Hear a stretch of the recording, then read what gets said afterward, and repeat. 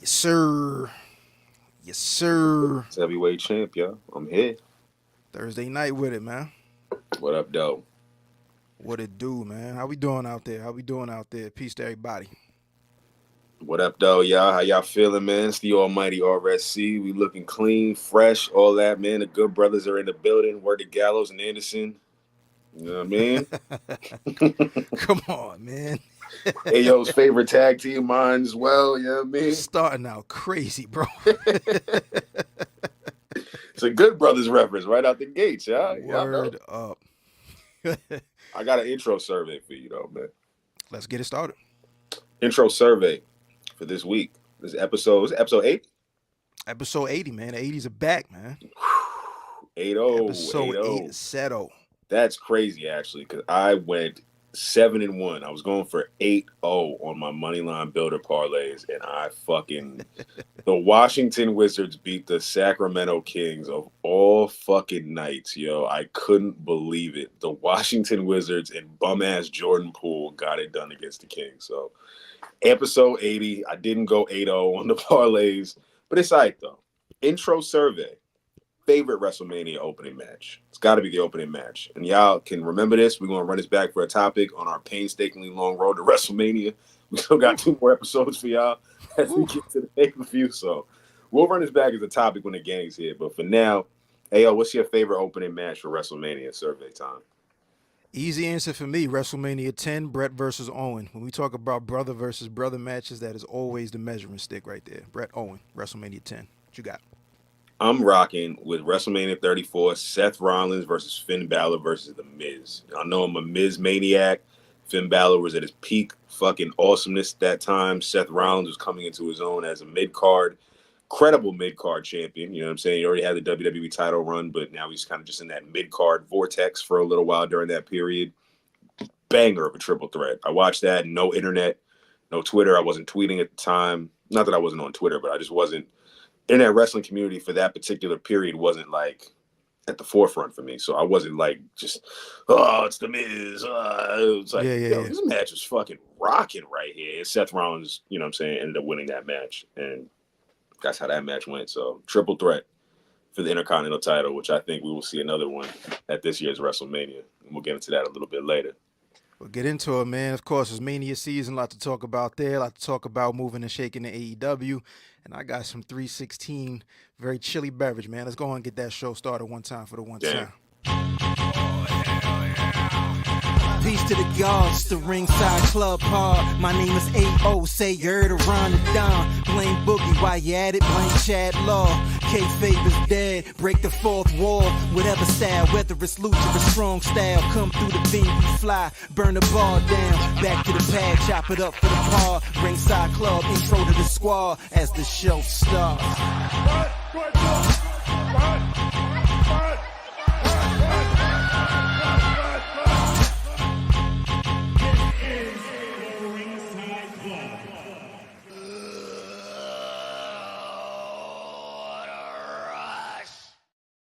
Yo, you want to know something before we even say peace? You know it's a good show when the good homie, Miss Keeks, for the shout out. What up, Keeks? Keeks, what up, girl? What up? But you already know what time it is. Peace to the gods, of course. Peace to the earths. Broadcasting live from the Empire Tri-State like we usually do. Every Thursday night, somewhere between the hours of 9 and 10. It's us, the mightiest of the mighty. 10:05 Ringside Club. 10:05 live, the RSC. 10:05 live. You know it's a lot of shows on right now. Y'all here rocking with the RSC. We on your Twitter. We on your Instagram. We on your YouTubes. We right here, man. It's the 2-man booth tonight. Peace to Bug and Ron out on assignment. The guys, they will be here in the next couple of, but we are back to back right now. The RSC Tag Team Champions themselves. You know what I'm saying? Absolutely. So you know what time it is. Before we even really get into the show, you could do one thing. Make sure you head over to theringsideclub.com. All of the law takes, the show-by-show reviews that this man on the other side of me puts together. The show-by-show takes. Dog. Oh, peace to Scotland, too. My brother's 80 episodes Scott, what up? Peace to the black guy wrestling pod, I mean. Our brothers and pods, what's going on, Kings? Absolutely. All of the past episodes are right there on that website, all the future episodes as well. You can check out the Signature Move, which is my solo show. And of course, We're across all social media, so you can follow us. And then all the podcast platforms, Spotify, Apple Podcasts, and everywhere else you can find podcasts. We're in the building, but right now, this is where we at, man. It's not where you're from, it's where you're at. And we are live, man. You know me, 2 letters, A.O. Bacon and all that. And then this guy here, man, he's got that title because he's the predictions champion. And I don't really like that too tough, man. I'm trying to roll up and hold a tough. belt. You know what I'm saying? I got to make sure that people in the camera see what's going on. You know, I get a lot of flack from my New Japan, commentary. And they're just like, yo, how you just got so much to say, but you got such a beautiful belt. That's the U.S. title. And it's like, well, honestly, it's a beautiful belt. That's why I got it. You know what I'm saying? It's a beautiful championship. Ain't no other burgundy belts with this design out here. So just like my favorite bruv, Will Ospreay, had it, I have it now too. You feel me? RSC predictions champion. Bug, the TV champion, as you know, is on his Gunther level of reign right now and just trying to not show up to the assignment. Who's a mid-card champion that never defends? Christian Cage? He's on his Christian Cage shit? Well, he just lost, so if that's an omen, man, it might Yeah, be an omen for Bug. You're right. You're right about that. Yo, show them cups off one time, too, son. Let them see what's good. You already know. You already know. Yeah. Keith said it's walking in the club hours. I already know what time that is, man. Keith, you know we rocking, man. We over here getting right. Salute. It wouldn't be the RSC if you didn't see Chad Law rolling up and getting right as we get ready to have a hell of a convo tonight, man. Yo, check these cups out. We about to be in Philly. Mania season is there, but more importantly, it's outside season. We got a whole box of these that we just throwing out. We just throwing out to the people, you know what I mean? So if you see me, hit me. Yo, y'all gonna rock with us, man. We're gonna be in Philly. It's gonna be a super dope vibe. That show is coming up, WrestleMania 40. The painstakingly long road to WrestleMania, bro. Yeah. Where do you want to begin tonight, man? 2-man booth. Where should we start? You want to start with the news? You want to start with Raw? I say we go with the news. Let's go with the news, actually. Yeah, I mean, like, for starters, we have the Motor City Machine Guns. Their contracts are expiring. A lot of conversation about where they may or may not land. What do you want to see them do? Because, like, you are the foremost TNA expert, so you've definitely seen all aspects of the Motor City Machine Guns. What do you think is a good move for them? Stay put or move around? They got to get out of here, yo. They should go to AEW. This is the rare time where I say a tag team or any free agent signing should go to AEW, yo. A lot of people are like, the tag team division's already fine there. Y'all need some veterans. Y'all need veterans over there. Motor City Machine Guns are veteran enough. They're credible enough. They have great matches. They'll pop the crowd. You know what I'm saying? I think they should end up in AEW. I personally don't want them to stay in TNA. Alex Shelley has done all he can do. Once you've had an extensive title reign, shit. I didn't even think his title reign was going to last as long as it did, bro. I thought he was going to lose to Aldis at Slammiversary. So I'm keeping it a stack. So it's like he had that belt for a minute. I don't see him going back down to X Division. The tag team division is pretty crowded in TNA. If I see Chris Sabin challenge for the X Division championship again, I'm going to lose my fucking mind. It's time. I don't. It's time for a change. I don't want to see 11-time X Division champion. His match with Mustafa Ali is fire, but I'm not here for like, yo, dog. You can. There's way more other people to be taking up the mid-card title spot. This is like the OG. This is like Sami Zayn Gunther if it just kept going on and on and on and on. Like, you know what I'm saying? Like, feel you. You don't want to see Sabin continuously challenging for this X Division championship when you look at that stacked roster and you realize there's only really one credible mid-card championship, because I don't really count the digital media championship as something serious. It's a pre-show title to me. It's like the FTW championship. So I think Motor City Machine Guns go to AEW. The NXT guy in me would love to see them go there. I'm not opposed to them going to NXT. They're obviously a little bit more aged than NXT, but I think they pop big if they were in NXT. They'd help the fuck out of that tag division too. FTR wins the tournament at Dynasty, and the Motor City Machine Guns immediately come out. Yeah, Scott, I'm with you. That's a dream match. They said it. Solid. They've said it on Wax. That's a dream match they want to have, so I'm rocking with that. I like that idea. I could easily see Motor City Machine Guns coming into AEW and kicking ass. You know, I'd rather them go there. I don't think the WWE's in the cards, and they're not packing up anytime soon. You can't win a world title and be like, all right, I'm done wrestling. Yeah, exactly. You know what I mean? Nah, I second that AEW move. You know what I mean? As far as like just a fresh look for them and a veteran team, you know, which I think can help a lot of the the younger guys that are in the company. Yeah, Keek said we Fam, full. look at Keek that said we bracket. full. That's what I was about to say. The other part of AEW in general is there are too many people. But what I will say is this: like, I think that can help a lot of the younger guys from a veteran perspective. Like, Motor City Machine Guns versus Private Party could be good for them. Motor City Machine That's Guns cool. versus Top Flight could be good for them. Just as far as being in there, mixing it up with people that they haven't had matches with, but can bring, can kind of help them and bring a bit of a veteran presence.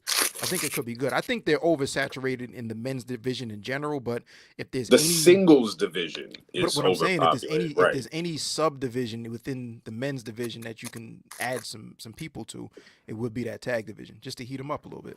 And you could split them up if you ever want to have a singles match and just throw some shit out there like, yo, Alex Shelley versus Swerve. Banger. Like, oh shit, that's on Dynamite. I'm tuning in. Like, I think Motor City Machine Guns should be AEW. They shouldn't be All Elite. If they're not going to be All Elite, they got to go to NXT. And that's just me. I mean, Good Brothers are in NXT right now. And they're killing it. I've been watching a little bit of Jack Perry over there in New Japan. This is He's your over there forte with now. the So let's take it over to the other news.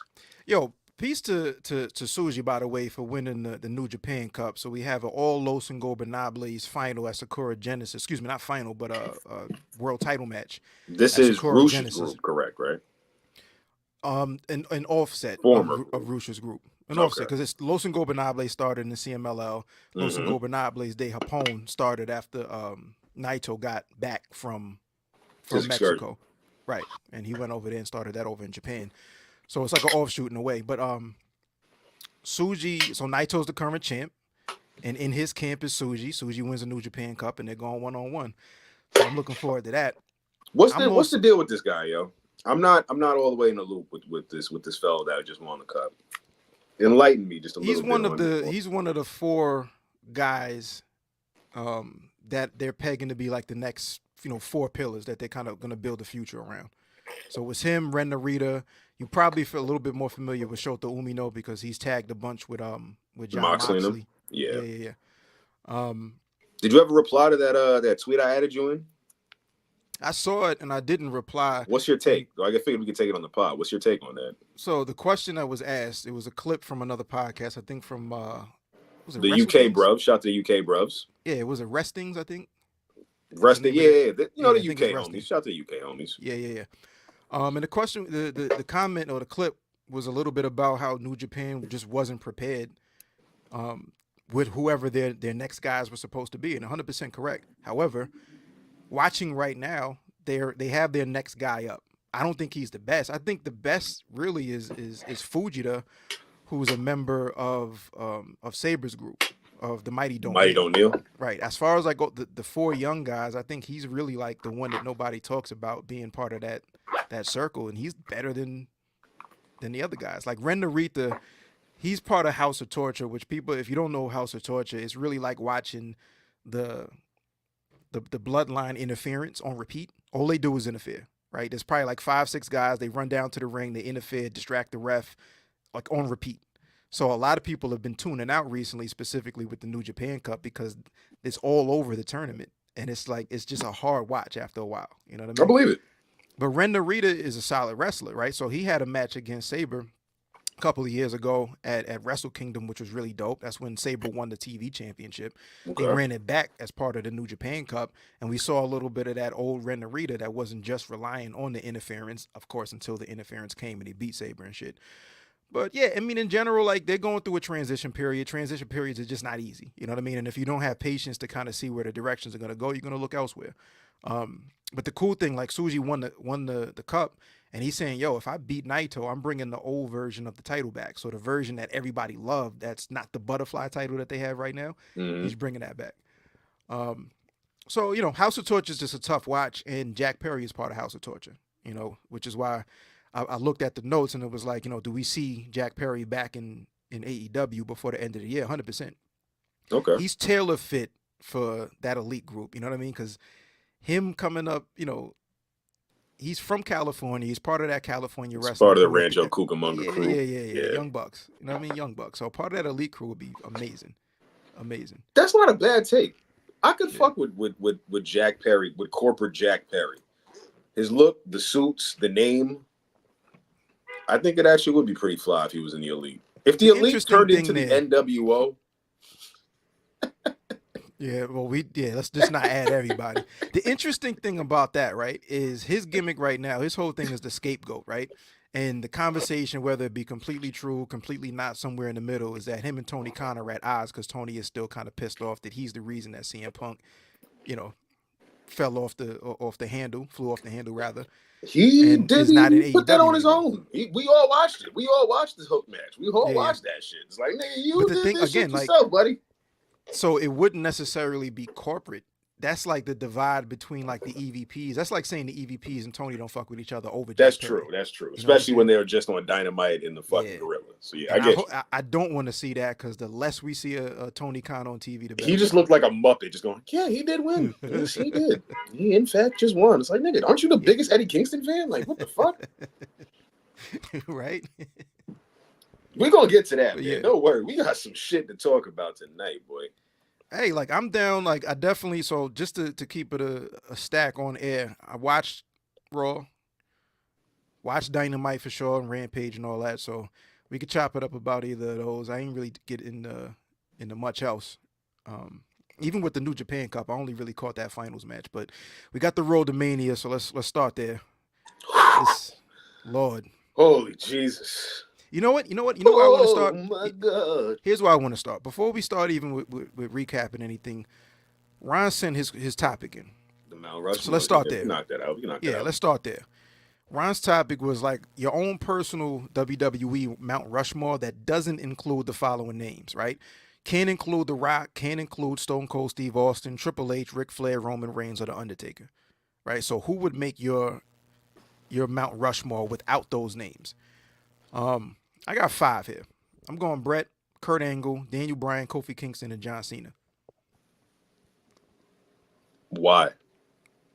Not full Bret Hart. explanation. I but know I just- have a yeah, full explanation one-liner. for all of these. All right, fuck it. Yeah, no, one line full explanation. though. Yeah. Bret Hart was the transition period from Hulk Hogan and those really big guys to a smaller guy being the top guy in WWF at the time. He is Right. the old school version of what He's the your man's in transition. New Japan is currently. Who? Sabre? Nah, son who just won the cup. Nah, not even that. Not even that. Huh? I mean, not even that because You it was compare a it to a transitional period, though, no? transitional period, but a transitional style period also. Right now, we just have old guys that just got to get out of the way for the young guys, but it's not necessarily a change in style. Bret Okay. Hart brought a complete change in style because before him, Hulk Hogan was on top and everybody that was at least that big, if not bigger, as far as the main event division. Fair. And then after that, there was your Shawn Michaels and so on and so forth. But Bret Hart was that bridge. Kurt Angle, because Kurt Angle to me is the guy that checks every box as far as being among the best ever. He was great in the ring. He was great on the mic. He was believable in any character that he played. He was For believable in any angle. WWE, he's had a longer TNA career. So what? He had 9 years in WWE. He's like the best rookie year ever. You know what I mean? Like, That's a fact. That's a fact. Yeah, I was there yeah. for that era. yeah. So, and again, one of the other things when you talk about Mount Rushmores and Hall of Fames, for me, like you can be amazing, on the screen, but when we're talking about great and best, it's two different things. You're no longer great if you throw some shit on your reputation that disqualifies you. So That's a fact. you can put Kurt Angle out there, and he's had his stories here and there, but everybody fucks with Kurt Angle. You know what I'm saying? So Shit, man, I was in the Perk Angle era. That was me. yeah, but like it was damage and shit, but he didn't do the Benoits, he didn't do the Hogans. You know what I'm saying? Like I know. yeah. I know. I got Daniel Bryan and Kofi Kingston both because of the two biggest WrestleMania moments that we've had in the last 10 years.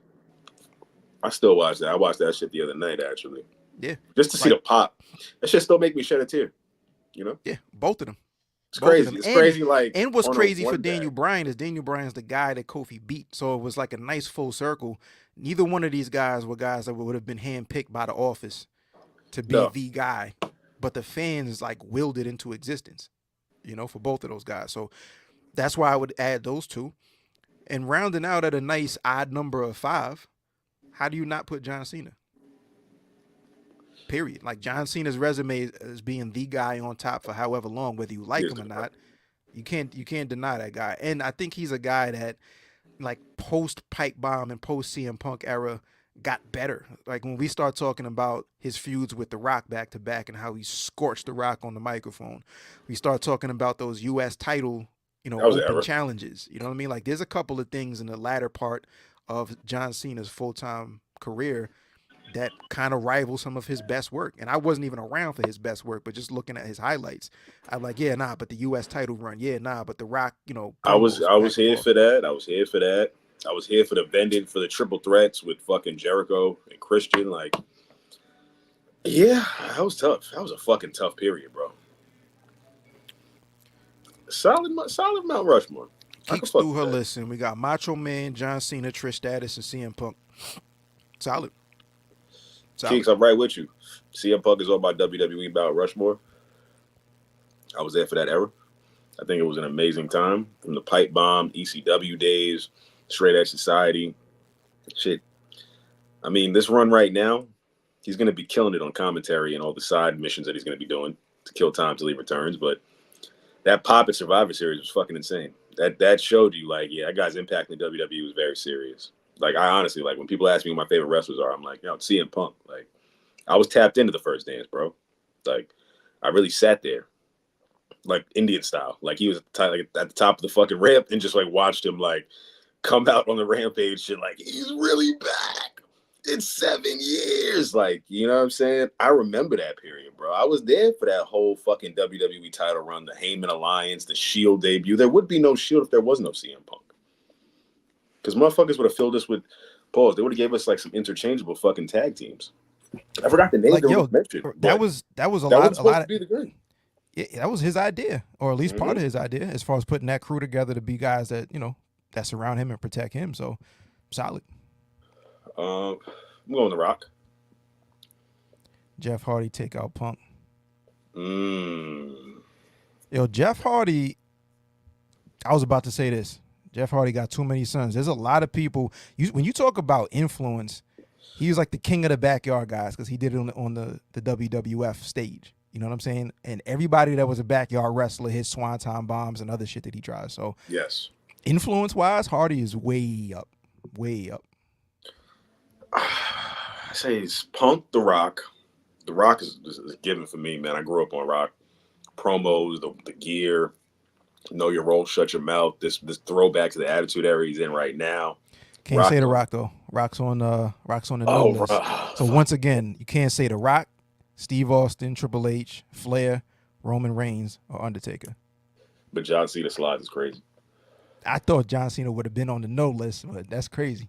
John Cena's a given. All right. So I'm going to take off The Rock, and I'm going to put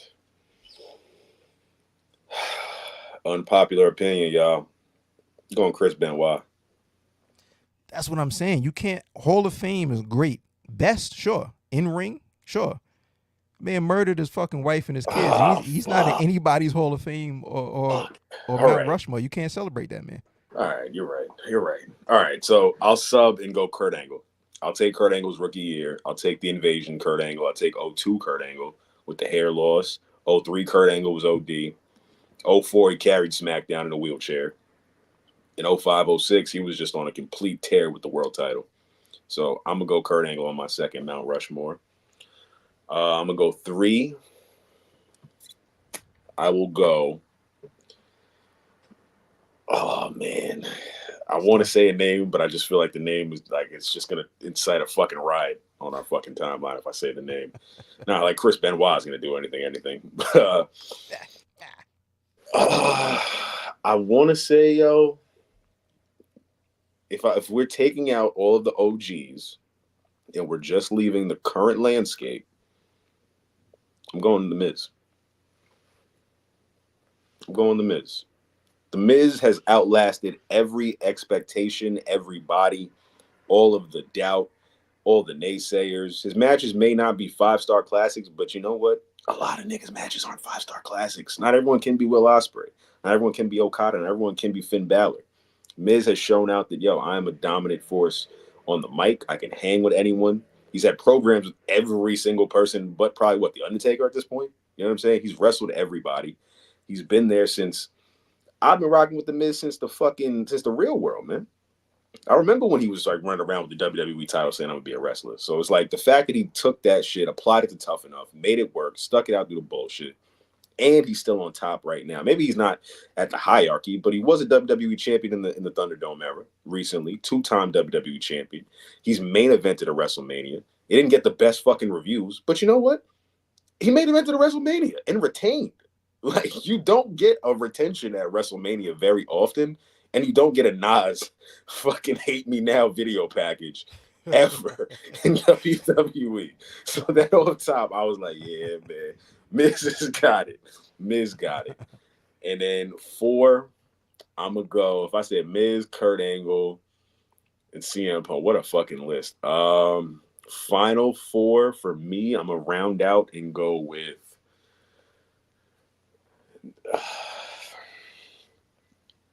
Punk was great. I'm gonna take your list. Daniel Bryan. Daniel Bryan. Why not? Yeah. He overcame a lot, just even getting fired. You know what I'm saying? And coming back, having the hell of a run he did, having to retire, winning the Intercontinental title, pretty much retiring again, being the GM, coming back. He's done a lot, and I appreciate the fact that he doesn't say the word retire anymore. He's like, yo, I've had to do that shit. That shit sucked. Like, I'm just going to pretty much keep this last year as like a, yo, this is my wind down. If I want to wrestle at 75 and come back at I could do double that. or nothing, right? I'm just going to pop back up. Don't ever call it a retirement again. So my top 4 would be The Miz, CM Punk, Kurt Angle, and Daniel Bryan, Bryan Danielson, and all of them all intertwined. Crazy enough, minus Kurt 100%. Angle. Yeah, 100%. Yo, I'm down to jump and talk about Dynamite and then maybe finish up on Raw. That's cool. Yeah. Let's run down Dynamite, man. We had a lot. We had 3 hours. 2 hours of Dynamite, 1 hour of Rampage and all that. You got your start and say I'm an advocate of 3 hours of Dynamite. 3 hours of AEW. Not every week. Absolutely not. I don't mind it. I think it's fast-paced wrestling, and it works because it's not the WWE style.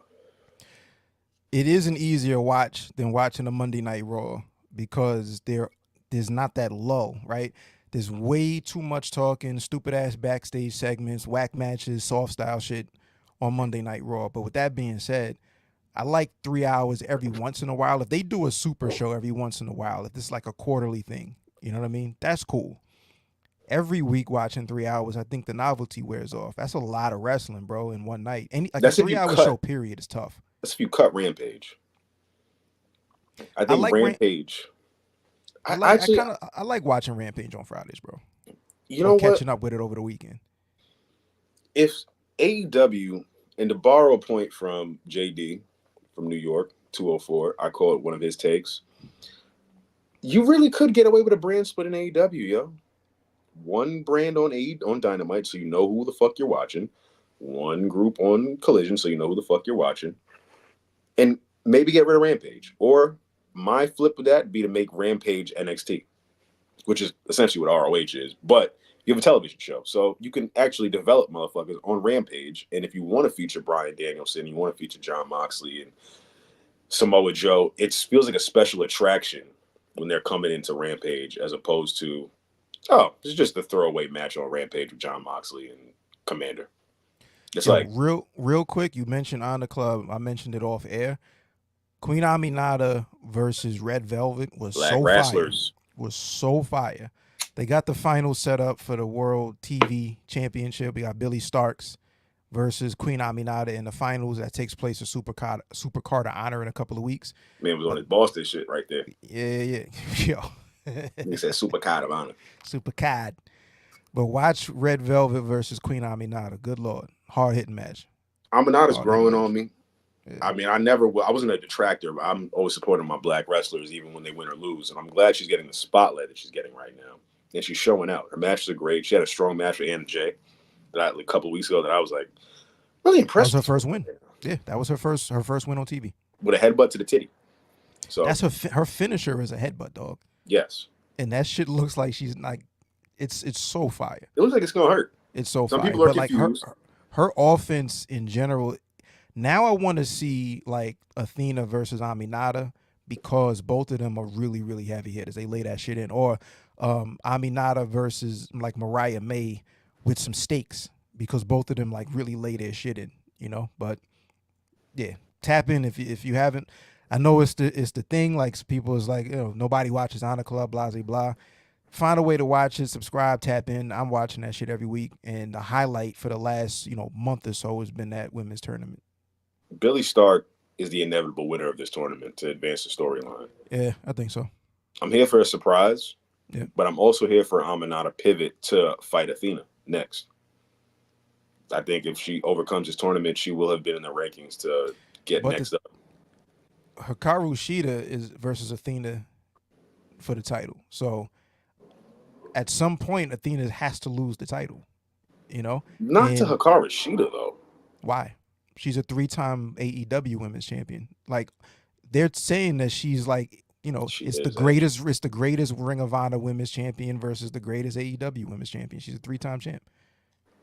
I just don't think Hikaru Shida is going to be the one to spike interest in Ring of Honor programming. I think Athena's doing a great job in a La Roman. Once you take the title off her, it needs to go to a hot, sizzling sensation. I just don't think Hikaru Shida is the hot, sizzling sensation that should be holding the Ring of Honor championship post Athena's historic reign. My argument against that is like, I don't know that there's going to be anybody that's going to convince a whole bunch of people that just feel cool about saying Ring of Honor ain't cool to watch or ain't going to subscribe to Honor Club. You know what I mean? So I think it's better to focus on what's dope than what's going to be popular, right?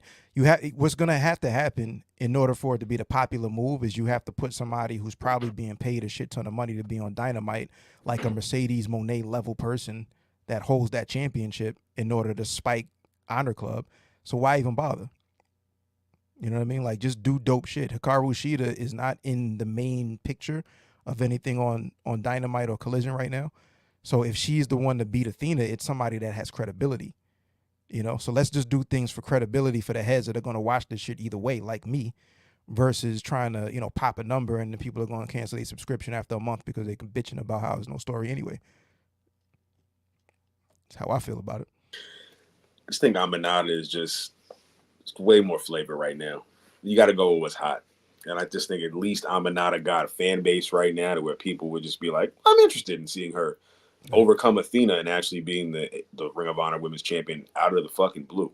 I just think that would be the pop and cool factor. That would be cool. But I feel like let's play it out and say like we have there's 3 matches that are definitively booked so far. It's those 2, and then it's Eddie Kingston versus Mark Briscoe. Let's say all 3 of those titles change hands at Supercard or Honor. You figure we might get another, probably 5 matches knowing Tony Khan. He's going to fill that shit up. Yes. Damn near 10 matches or whatever. Yes. But as far as championships go, it's highly probable, definitely possible and highly probable that all 3 of those switch hands. So as far as like a new guard and new energy and hot hands, Queen Aminata as your first ever TV champ would be amazing. Right, a credible former AEW Women's Champion like Hikaru Shida. Then all the talk is going to be, where does Athena land? You know what I mean? Like, there's a lot that can happen. And Mark Briscoe as the Ring of Honor champion is poetic. I think it should have happened before. Right now, we're also seeing the fall of Eddie Kingston. But let's get in. Let's go back into Dynamite. We opened up with Mercedes Moné. Get there, buddy. Yeah, we opened up with Mercedes Moné on the mic, man. Mercedes Moné, a lot of what this is felt the second WWE appearance. as fuck. Huh? It's felt WWE as fuck. And this is the part that, we want our video packages, we want our promos, we need our story, blah, blah, blah. I think we also have to play to the strengths of the people that we're highlighting right now. And also, like, I'm seeing people rush to judgment and be like, Mercedes is cooked. She's been in for a week, dog. Y'all are bugging. I wouldn't say she's cooked, not at all. Yeah, but it's just she has to obviously get acquainted and feel more comfortable. What I think has to happen is she just kind of has to get her legs under her a little bit in this new environment. That's really what it is. Like, and talking has never, like, promos has never been her strong suit anyway. So there's really no surprise there. She should have been a heel. I can't wait to get to the point where she's mimicking a 12-year-old girl who looks up to Willow in the crowd. Yeah. Like that's what I'm looking forward to because Yeah. I Willow think it would feels have been like tough to bring her in as a heel immediately, but I think that is where we're going, you know. Willow to me feels like early NXT Bailey right now, and 1000%. that's a cool wavelength to have them up against each other. When she says things like the global revolution, I'm just like, this feels like 2019 WWE, yo. It's like, what? This feels like Stephanie McMahon. It's like, But and it's because it's a WWE writer writing her shit, a former right. WWE writer writing her shit. Peppermint. So it's like, Yeah. But the other thing is like these are heel attributes. Like this is very nobody likes a CEO or roots for a CEO. These people are already up, so it's heel. I think like at some point we have to wait for the cheering to kind of dissipate a little bit, and then we really understand that. I think the whole time she's probably going to be the one playing the heel, and then it's going to be made obvious after a while. Like at yes, no point should Willow ever be a heel. a heel at all. Not anytime soon. Not Well, anytime soon. well then, yeah, Look, this skipping a little bit later on just to keep it like within the conversation of the Mercedes and Willow back and forth.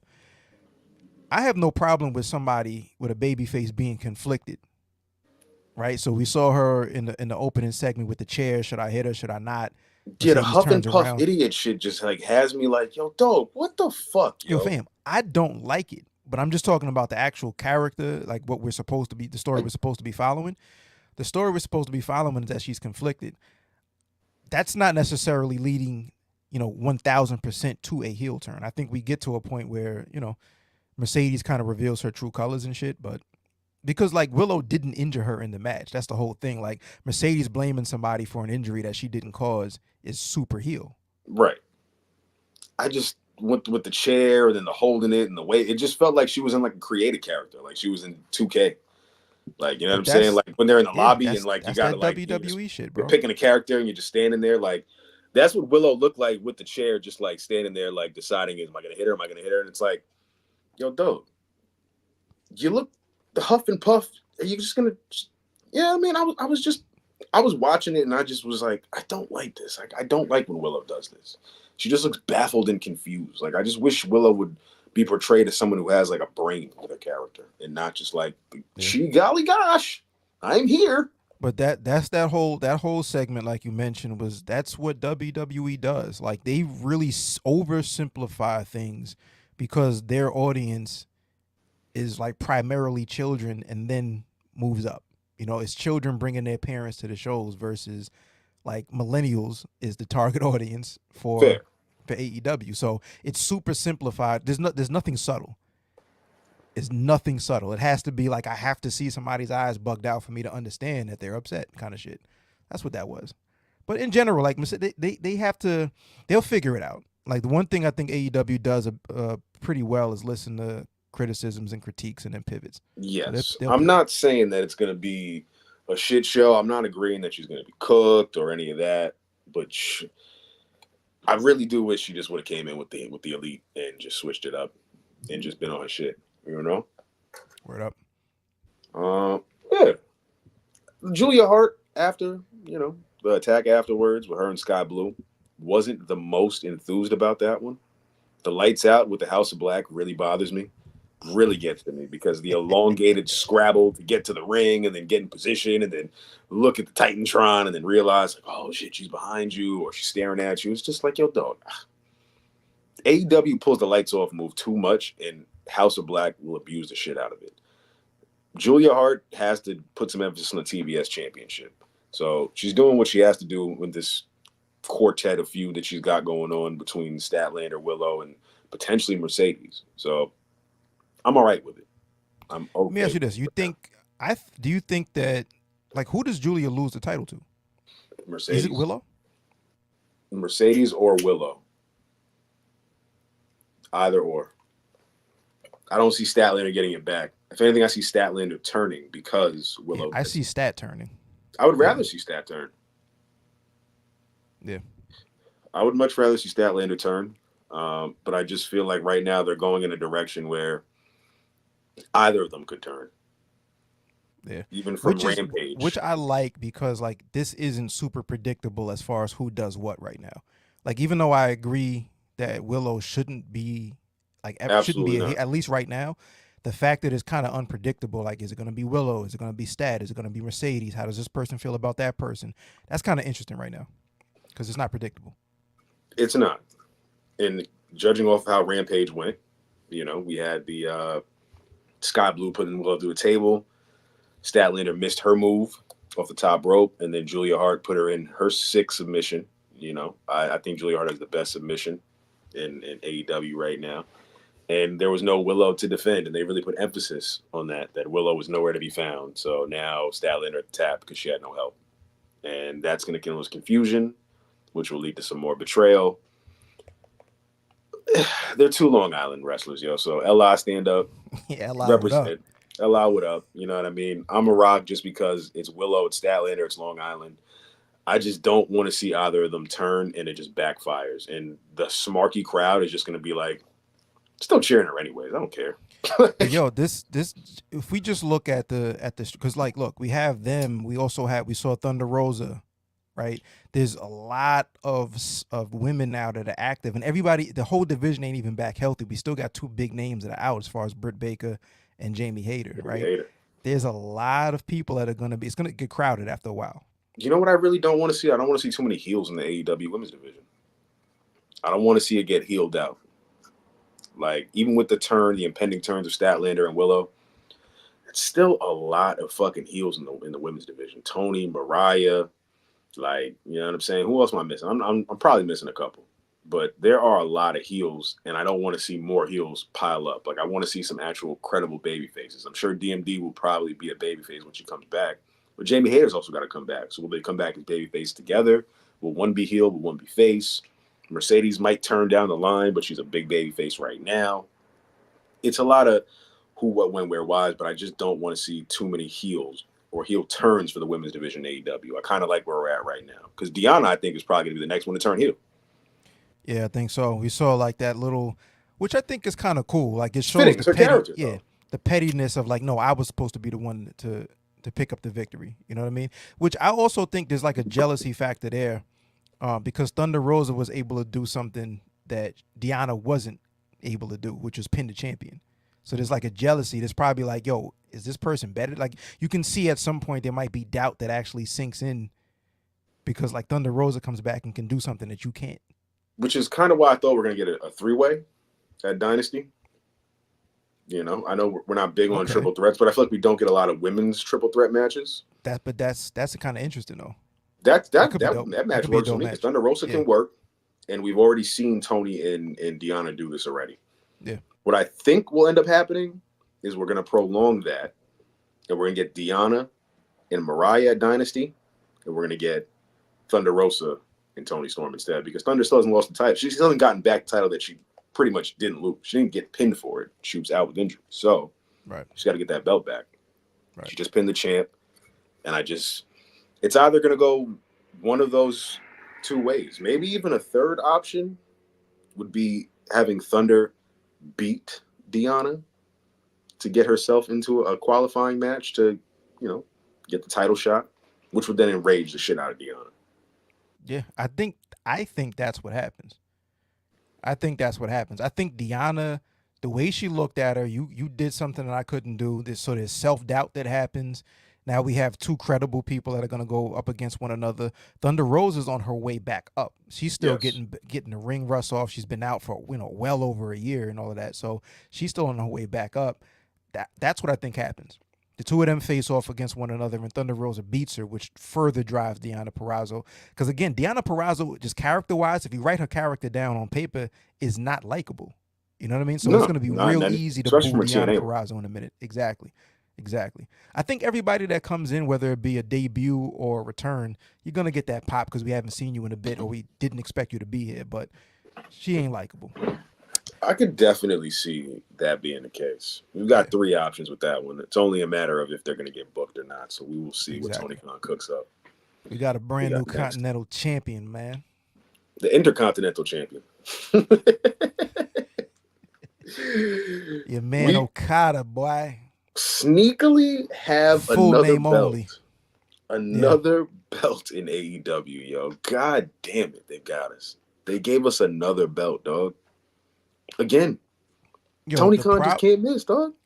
the problem with the belts that I will say this belt kind of doesn't have is that they're interchangeable, right? There's no real difference between the TNT, the International, and the Continental title, 3 except mid-card titles is crazy. except the Continental actually has stipulations that carried over from the Continental Classic tournament, which is nobody's allowed at ringside and we have a hard 20-minute time limit. The other titles don't have that. So at least there's something that makes this a little bit different. But yeah. Okada looked hysterical trying to work a TV match, let me tell you. I I can't tell wait you, to see him develop more. It's just so amusing to watch this. but yo, here's what I say, like this coming from WWE verse. But with these 3 signings, right? The 3 last signings, the big ones with Mercedes coming in and with Okada coming in, with Ospreay coming in, they all have to make adjustments, and Ospreay's been the one to kind of be the easiest, like make the easiest transition for, to at face value. Yes. Mercedes has to adjust to the promos being, no, you come out and kind of say this shit off the top of your head. We're not writing this for you. What Okada has to adjust to is if you're wrestling on TV, you're not going to have that build-up that Okada matches traditionally have. Okada is special. It always feels like a spectacle when Okada comes out. Now and he's wrestling, half-hour minimum matches. You're getting maybe 15 minutes on television. Yeah, this ain't Tokyo Dome main event, player. You know what I mean? So Okada matches traditionally build and build and build, and they go up in intensity and up in speed. Further along I watched that match with Will Ospreay. I know that shit should have ended way before it ended. So I know. So that's what I think happened here. Plus, like the promo on Ring of Honor tonight, because Eddie Kingston is the Ring of Honor champion. He was talking about, look, I have to bring back the old Eddie Kingston in order to beat Mark Briscoe. Right. So he's very well aware that his intensity level was not up enough to compete with Okada. So the match was a little bit on the slow side. It wasn't the best match, but at the end of the day, they've done a masterful job of bringing Okada in, treating him like a big deal, unexpected for him to come in as a heel. It's money. Okada really is the Japanese Cody Rhodes, and on Dynamite, he looked like the Japanese Ric Flair. It was outstanding. The heel work, just the sell jobs, the fucking eye rake. Like, I'm just like, this guy just can't do any wrong, yo. Like, what a great guy this guy is, man. Okada is 2 thumbs up for me. You know what I'm saying? He didn't look like he was giving the fucking Heimlich to Eddie when he gave him the fucking Rainmaker. The Rainmaker, yeah. Which, in a company where people get destroyed on a weekly basis, basically, with outlandish moves and kick out at 1, when people sell a Rainmaker like they just got hit with a cannonball, it makes my eyebrow raise a little bit sometimes, but it goes along with the allure of Okada. So I let that pass. I just feel like a clothesline one time being sold like it was the end of the earth, to me, just be like, dog, come on, man. Dude just went through a glass panel. But I mean, that's the cool shit. Like, finishing moves, the concept of finishing moves don't make any fucking sense. You know what I'm saying? They literally don't. Why all of a sudden, like, we can be in a brawl, I'm bleeding, you just hit me with whatever, but because this is your hashtag finishing move, I'm supposed to go down now. So the concept itself doesn't make sense. But the fact that the Rainmaker is one of the most protected moves. Yes. One-winged angel, right? One of the most protected moves. Like, there's certain moves that it's like, all right, nah, it's over. So the cool thing, the way that I know that this move was super protected is like the match wasn't really all that. As soon as he hit the Rainmaker, you see fans stand up like, nah, this is over. We got no champ. Done. Eddie Kingston, real tough take, y'all. Eddie Kingston, great. Let me actually make sure I'm wording this the right way. Just want to make sure I'm saying it properly and going in order. The match itself was okay. What do you expect from an Eddie Kingston match that's not a gimmick? Bevy of fast chops, sloppy-looking execution, combined with slow movement on his behalf, with the crowd rallying behind him to overcome. Always a lovable character, though. Last night against Okada, I never want to see these two wrestle again. Law take. I'm really not here for their styles going against each other. I really wasn't sold, and it really just made me look at Eddie Kingston shit like, wow, this guy is just super fucking sloppy. Like, just from the gear, the bell bottom pants, like I just couldn't. I was just Those looking pants at were this crazy. shit like, yo, dog, he's having Those like, pants yo, were fam, the crazy. entrance with Renee, like Renee cut the entrance away. Like Yo, I love that though. I loved that because it's something different. I won't knock them. They tried something different, so that was cool. But it took away from Kingston. Then the match took away from Kingston. His outfit took away from Kingston, and then Okada took the belt away from Kingston. And I'll then the agree with camera what took that away was from for. Kingston, Yeah. and we never heard from Kingston until a promo where he's crying in the back about how he's got to go see the old him. I just don't Yo, think any of this does a disservice to Eddie Kingston. He might actually be cooked right now, even with being a Ring of Honor champion, which made no mention at all. Like, you still are a Ring of Honor champion, a New Japan strong weight champion. Like, you still got belts, and there's no mention, and you just look like a guppy out here. so I'll agree with. I think there were 4 points there.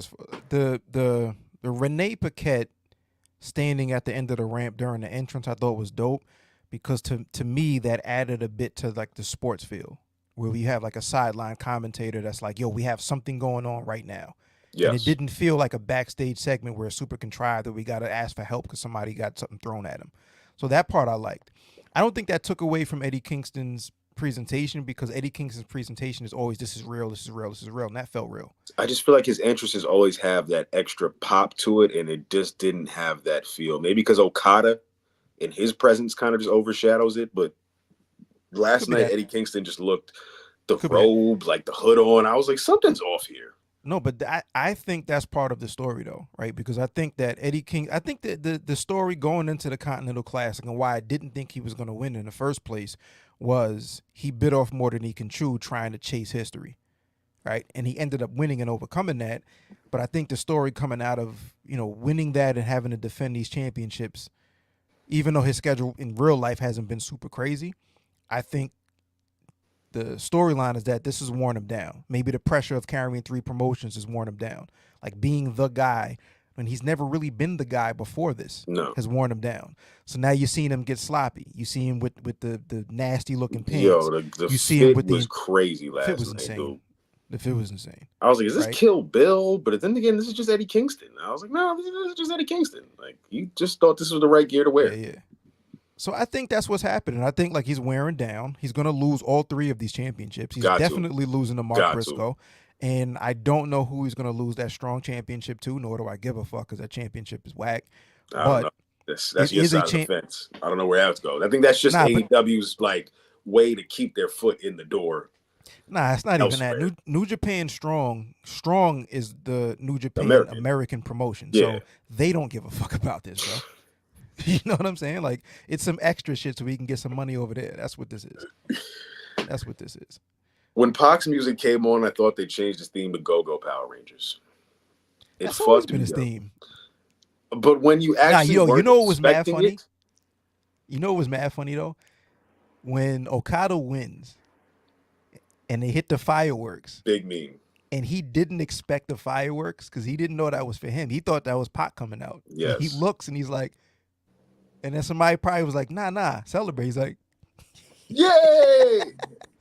that was so outstanding. You can't write that shit any better. That's the type of shit that AEW does that just makes me enjoy that product so much. So amazing, dog. Because you got to think. You got to think on your feet. You got to think on your feet. You got to pay attention. You got to think on your feet. And Pac versus Okada is going to be one of those that if anybody is not really in tune with what Okada can do, the speed of that match is going to be a 180 from what we just saw with Kingston, and then you're going to understand.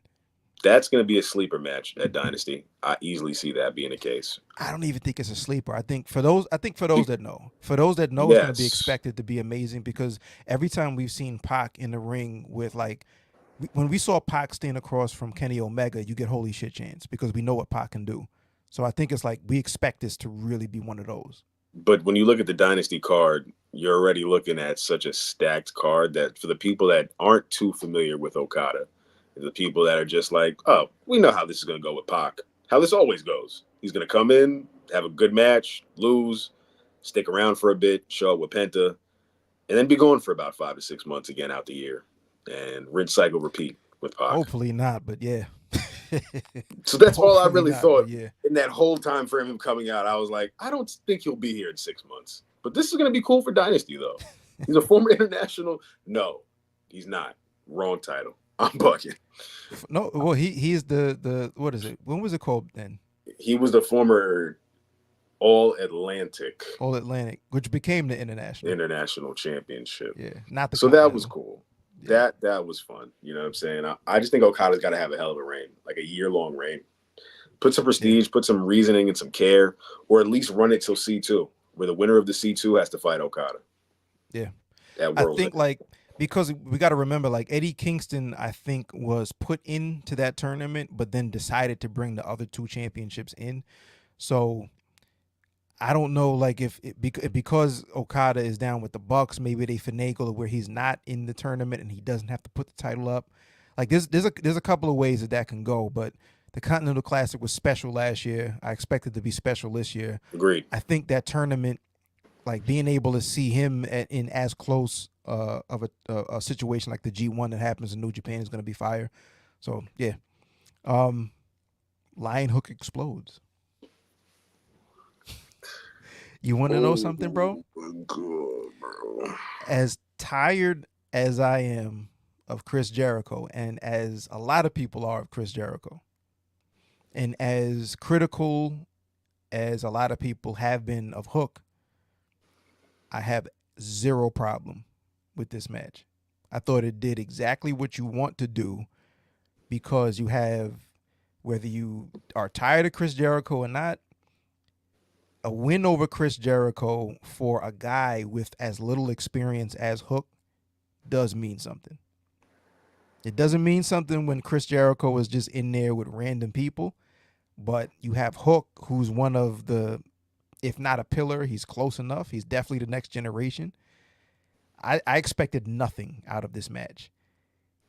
And then we saw for the next 5 to 7, but then we saw for the next 5 to 7 minutes, this was like what Powerhouse Hobbs did to Jericho, which looked good for Powerhouse Hobbs until the next week of Dynamite.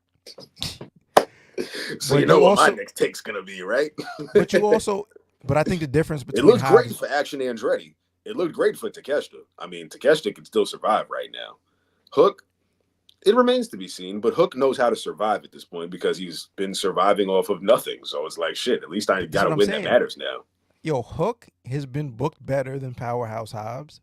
Hook has been booked better than Wardlow. Booked better than Action Andretti. Well, he's been booked better than Wardlow. So that's why I think like I wasn't expecting shit out of this match, and I wish they didn't. I wish they weren't going to do something next week, even though they are. What do you think they're going to do? I think at some point this is Chris Jericho getting close to him to turn on him. All right, so Chris Jericho is fishing for something right now. Like he's just trying, and I'll give you 2 options. Is it a one-on-one rematch for the FTW Championship, or is it for them to team up in the wild card spot? I think it's a team. No, there is no wild card spot. The wild cards are already solidified as far as like it's this team versus this team, and then they go on. So there's no new. There's nobody else to be a wild card tag team. No. Okay. No. There's nothing new in the tournament. But I do think that this is some kind of preposition. He's saying I'm gonna offer you a proposition. Chris Jericho's probably gonna do something where he's like, yo, I've been around the block, I've seen everything, and you have what it takes to be great. So let me mentor you. Let me be the guy that comes down to the ring with you in your matches and blah blah blah. And he's gonna turn on him. Not opposed to that because it's less Jericho in the ring.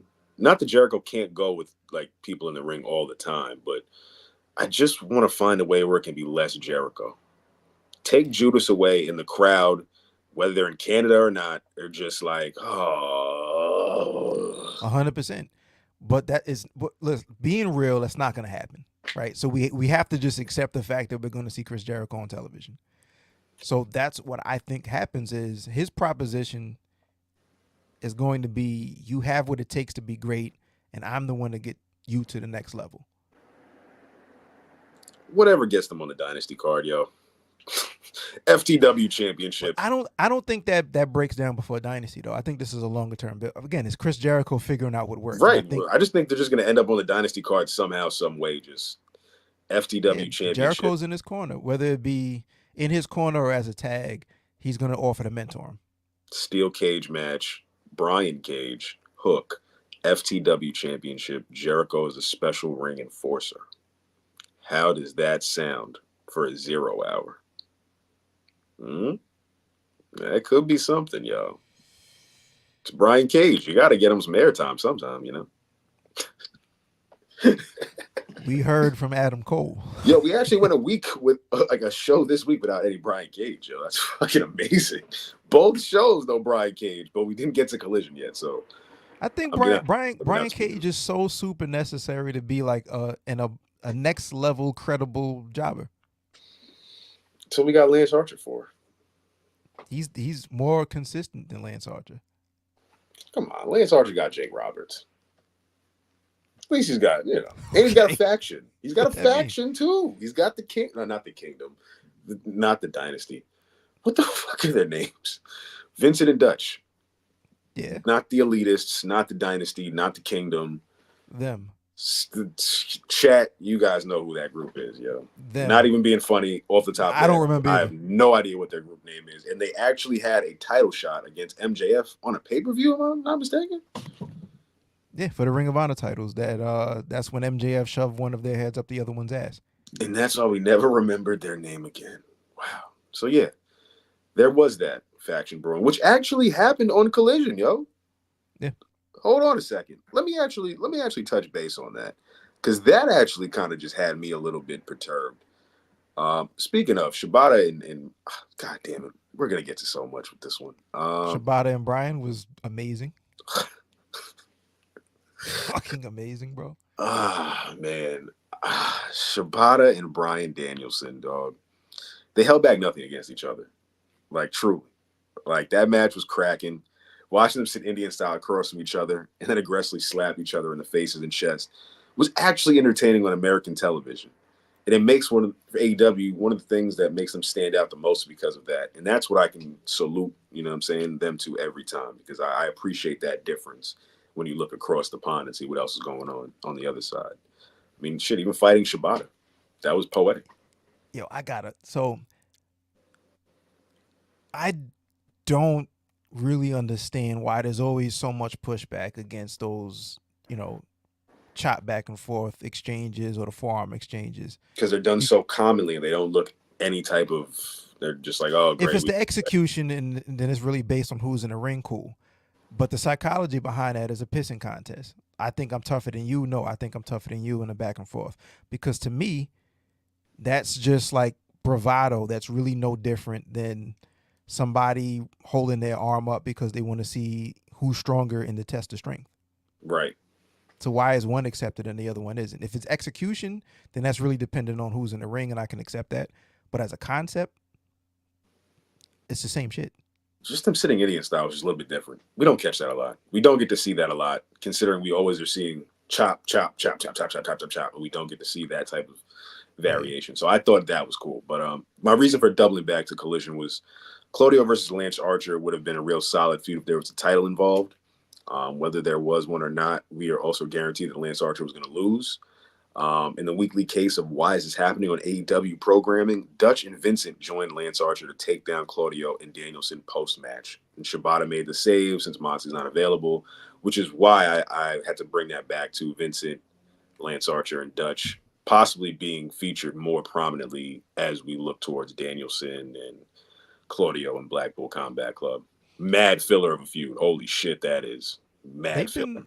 I forget how they've been a crew for a little bit, and it's one of them shrug your shoulders type shit. It's like, all right, cool. You know what I mean? Like, whatever. We can get on back to Dynamite. Next up, yes, we just talked about the intercontinental. Nah, Continental. Yeah, AEW Continental.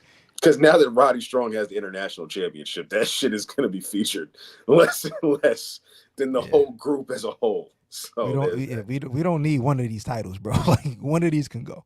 Oh, we were just talking about Jarrah Hook. All right, so yeah, we can go next up. What do you want to go? Story time with Adam Cole, baby. This is what I thought was going to happen. Like, he lost the match. You fucked up. Now you got to hold it down. He's a goon. Wardlow, bro, when your contract runs out, be out. Wardlow to NXT, not Yeah. confirmed, but hopefully so. And literally because this is like old school territory shit when there's nothing to do that's going to advance your position where you are, you have to go somewhere else to get hot. This is We what don't this is. believe This is you. You need more people. 100%. This is why McIntyre left and got hot and came back and got the bag. Cody left, got hot, got the bag. Hammerstone left MLW. He's moving around a little bit now. I ain't saying he's the hottest in the world, but you got to see what you look like in a different environment. There's nothing that AEW can do at this point to make Wardlow a credible contender for anything. Do you think like anyone talks to him about like his position within the company? I mean, yes, it's a high paying job, and like, what am I going to fucking bitch about? But it's just like, do you consciously know you're on a rinse cycle repeat? Like, I mean, I think like this, they talk like we talk, and they talk more than we talk because this is what they do for a living. So from that standpoint, 1,000% they have these conversations. But he also has whatever length of contract he has, so he might be stuck for a minute. Plus, some people speak up for themselves a little bit louder than other people. You know what I mean? Like, I don't know what the fuck goes on backstage. Of course not. Yeah, if you rewind a couple of weeks back when he had that, the one in-ring promo that everybody was talking about. This is the one. Yeah. But everybody understood that he got, this shit wasn't working. He got the shaft. Pause. You know what I mean? So, but the other part is like, part of that is booking, and part of that is maybe you just ain't really that hot, bro. His immediate comparison was Batista, and I've never really been the biggest fan of Batista like that. But part of the reason why Batista worked, in theory for me, because I wasn't watching live, was he was really able to capitalize on some really, really good booking. They made sure that he was going to be the guy that we're going to highlight and push. That was never Wardlow's role. So he had the Batista start and didn't have the Batista middle or finish. What do you think could have done it? What do you think could have been course corrected? Him winning the world title right out the gate? You think that would have made people be like, "Ooh, Wardlow's the guy"? Because the way that they started him off was all with these squash matches where you really can't see much else other than the Goldberg push. What the TNT title was, but then that almost was a curse in itself, because then he just started playing hot potato with that belt, and it was just like, oh, yeah. Okay. I think realistically, because we didn't see anything from Wardlow besides the Goldberg push or the Ryback push, it was gonna fizzle out anyway. Like, this is the thing that I don't think people's like, oh, y'all missed out on Wardlow. You missed out on Wardlow. I think this was going to fizzle out anyway. What else were we going to get from Wardlow if he continued to win when he did? The same old shit. And people would have got bored. And then you would have had to pivot and figure something else for him. And here we are. I can't wait to next week on Dynamite or this Saturday on Collision when Wardlow has a squash match and then cuts the same promo again. And then he's like, I know everyone thinks that I'm doing the same things over and over again, but I promise, I put my life on it. I'm going to come after you, Samoa Joe, and I'm going to be AEW World Heavyweight Champion again. I guarantee you this. He's going to acknowledge that we know he's on rinse cycle and then be like, I'm still going to be the World Heavyweight Champion. And we're all going to be like, all right, Wardlow. His role is to be a goon. His role is to be a goon for the kingdom. I think he holds out till MJF comes back. I think he'll pair back with Wardlow and be MJF's goon. His role is goon.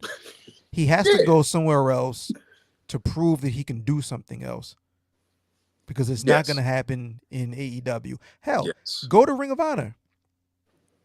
Figure something else out there. Like, Ring of Honor is a good place to just test things and figure out what I can do in front of less people and less pressure. Wardlow and Ring of Honor wouldn't be bad. You've got a bunch of who's, and it's like if Commander can have a match every single Ring of Honor fucking taping, like Wardlow can be just fine out there and survive. So I get you. There's room to test things without the same amount of eyes on you and the same pressure. Your stablemates are the tag team champions of that company. Allegedly. Yeah, allegedly. The greatest tag team of all time, by the way, according to Adam Cole. I think we might have skipped Swerve. Did we skip Swerve, or where we at? Yeah, we definitely. I mean, we could talk about Swerve because he came back out later for his squash match. So maybe we talk about Swerve all in one take. Oh, wow. That match with the Butcher. It was a necessary squash match. That's all. It was rocking. It's necessary squash match. It was really rocking, yo. Like, I actually was dead that the Butcher got an entrance. I was like, holy shit. They actually care about this guy. Because usually Butcher type of guys are just like, and his opponent, The Yeah. Butcher. The So jobber like, entrance, which is no entrance at all. yeah, I was surprised. I was like, you would have thought Wardlow would have came out and been like, "Yo, Swerve, I'm gonna whoop your ass because you're not getting back to that world title." But instead, it was the Butcher, who are an underrated tag team. Butcher and the Blade been a great hand for AEW since day one, and I think they definitely could be. They should have been in the tag team tournament. I don't know why they aren't. Just because they're jobbers, I guess. Fuck it. They play their role well, put it that way. Fine tune-up match for Swerve. The crowd is eating out of the palm of his hand when his music hits. The entrance is well executed. The ring work is shown at full force. He debuts a new submission finisher. The crowd was kind of like, I don't know what's going on here. So it'll take time to get over. Right. But then he followed it up with just, what the fuck, yo? Can you stop talking? Please stop talking. Less is more with Swerve Strickland. And I just really wish. It's like now that we've implemented the less is more like phrase over him, like now I just feel like every week he's just gonna come out there and be like, but wait a minute, I'm gonna take this chain and I'm gonna put it over your big ass head and I'm gonna throw you over the rope and squeeze you and I'm gonna do things to you, Samoa Joe. But not really because the chain, your neck is too big for the chain. And look, it's very less is more. You know, it's very, very less is more. Like sometimes, again, just understand what you're good at and what you're not. And I know I've heard an interview that Swerve did not too long ago, sometime last year, but not a full year ago, where he was like, look, promos have never really been my thing. So you're Never aware, really had to. right? You're aware that you're not really that good. So figure out a good way to get your point across because Samoa Joe comes out and immediately cooks him because Joe is elite. Yo, Joe dog walked this dude, and elite on the microphone. It was crazy how fast of a transition that whole segment went, and just how like Joe just came out, dog walked him, said the line of, "Holy fuck!" Like I'm trying to think off the top of my head, but the line that he just used to just chop Swerve down, I was just like, when they were boxing with God type shit. I was like, even that got over. Like that which we've heard effective. 1,000 times, and it still works because you believe every word Samoa Joe says. So it's amazing that Prince Nana is a former great talker as a heel manager, and now he's just relegated to a dancing Muppet. Swerve needs somebody serious to talk for him. Swerve would just be cooler if he just stood behind, arms folded, agreed to certain words, but let somebody really strong get his point across, a la Paul Heyman, a one-of-one. Asking for a lot, but... But you know the problem with that, though, is that his role right now is babyface. And it's very rare that you have a manager you have anybody a mouthpiece for a top world champion babyface. So change the mold. You can do that, or figure out a way to get your point across with less words. Like, I beg you. You don't need to be in there just trying to cut promos that just don't go anywhere. Because the next guy that we're going to talk about is a guy who is very clearly, very quickly, the top baby face in that company, title or no title, and is a complete natural on the microphone. That's Will Ospreay. Oh, we He's didn't. eclipsing him. We also didn't forget. We got to mention Don Callis came out, interrupted their before they were about to brawl. Don Callis made an appearance. I laughed at it too. I laughed at it because like the comment about you and Takeshita have the same record because Takeshita's undefeated except for matches within the Don Callis family. You know that was great. That was pretty funny. Don Callis is always going to have his heat, you know? That was clever. So I was rocking with that. What becomes of this? I still think we get a submission match at Dynasty between Swerve and Joe. I don't think we've seen a submission match in AEW. If we have, chats correct me, but I think that would be a cool submission match, which is why Swerve debuted the submission, because he's got to counter that choke. Yeah, that is kind of interesting. He's got to counter that choke. I figured that he was just looking for another way to beat Joe. Yes. Specifically, a submission match would be pretty interesting. Because then it just takes away the pinfall. And what better way to get a guy over than having like Samoa Joe tap out? Even if Joe wins, Swerve could just pass out and it's still not a pinfall. And it's not a super L. It's just, he was bleeding, he took a lot of pain, and now he's just passed out. Like, enough's enough. We've seen this before. This happens often. One-on-one match. It happened with Brock and Cody, did it not? Yeah, it did. That was the second match. Yeah, so it's like, this isn't uncommon.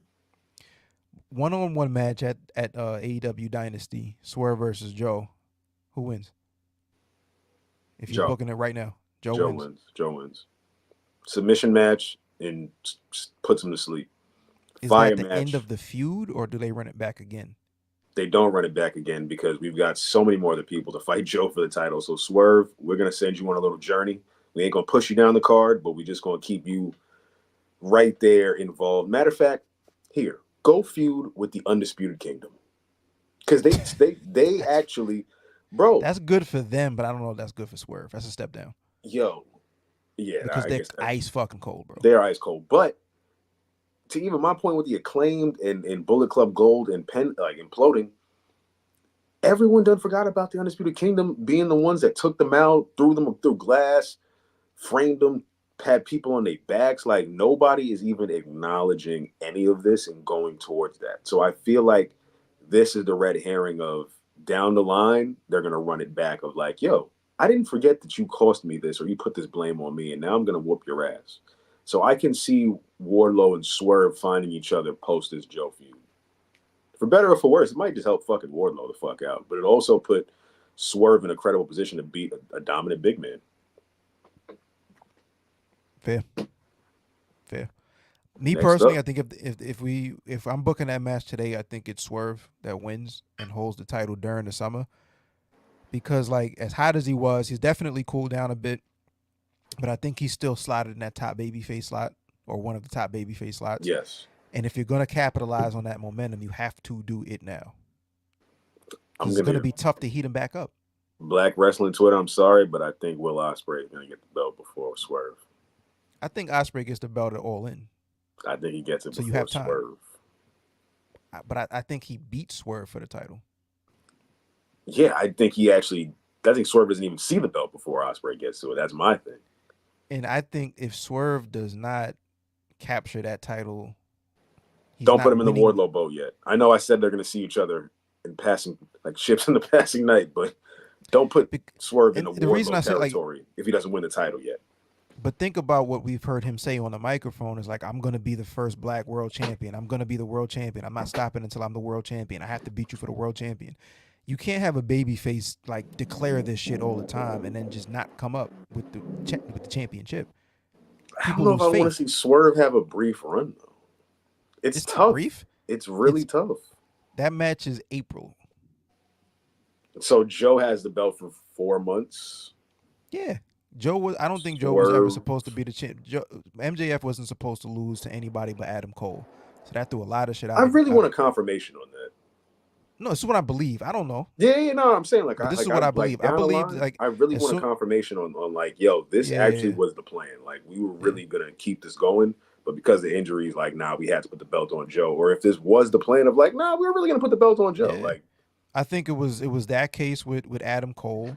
I think it was the case of MJF has to go and get surgery because he's hurt because he might still be the fucking champ. By the way, right now, I was he, here for it. you know what I I'm saying? Like, was here for he it. might still be the champ I right now, was but here for MJF still as world yeah. champion. But he had to sit down for a second, which ended up kind of working out in a way for like the overall morale and vibe with Yes, fans it's a that new didn't fresh like coat of MJF. paint on AEW. Right. But like Samoa Joe can win the title and lose it in a day, and it doesn't hurt Samoa Joe because Samoa Joe is Samoa Joe. So I think him with a one pay-per-view or two pay-per-view cycle reign is We fine for just him. didn't get the matches that I just thought we were gonna get with Samoa Joe as world champion. I just wanted more. That's all. I still think there's more That's gas fair. in the tank. That's fair. I still think Christian's gonna get a shot at Joe. You think Tony Khan don't want to book a TNA World Title main event in 2024? Of Come on, course he son. does. Yeah, of Come course on, he son. does. You think Samoa Joe, Christian Cage for the world title to headline a pay per view ain't on the cards? You gotta see that happen. You gotta see that through.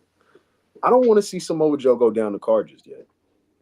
Not after shit like he's saying on Dynamite. You think that guy needs to lose the title to the guy that has the chain on his neck talking about, hey, I'm gonna put that chain over your neck and I'm gonna break into your kid's house and I'm gonna do a lot, man. And it's just like, yo, dog, Look, less is more. I am a bigger fan of Samoa Joe than I am of Swerve Strickland. I'm just looking at like Swerve, I think is one of Tony Khan's like, nah, I have to push you guys. Like I think he's one of his guys. Easily. So Easily. yeah. Speaking of Will Ospreay, every time he comes out with the Sami Zayn ska dance, I'm just like, this guy is just so charismatic and happy to be. Yo, tell me you don't think he's gonna do a ska dance or like do the Sami Zayn like leg wallop whenever he gets to the ring. He better not. He just looks so happy to be here. This week he looked more clean cut, That's that professional. new money entrance, bro. He didn't look like he just came from fucking soccer practice for a change, so it was cool. And he talks with such conviction and just getting his point across. It's so weird to even see him on American television still, hamming it up, trying to ask for maple syrup. I think that was just crazy, considering the last time he was in Canada, wiping the flag with his ass and stuff. He So apologized. He he said, "Last time I apologized. was here, I was a naughty boy." So he's just getting a point across. Him versus Shibata is going to rock. That's going to be a banger match. Man, oh man, that's going to be a goodie. I don't know how many 5-star matches this dude is going to have in about a 5-month span. Osprey's the best, dog. Yeah, Osprey he is the leaps best. and bounds ahead. You could just tell he's the biggest babyface in the company right now, next to Swerve. Swerve's 1A, Osprey's 1B right now.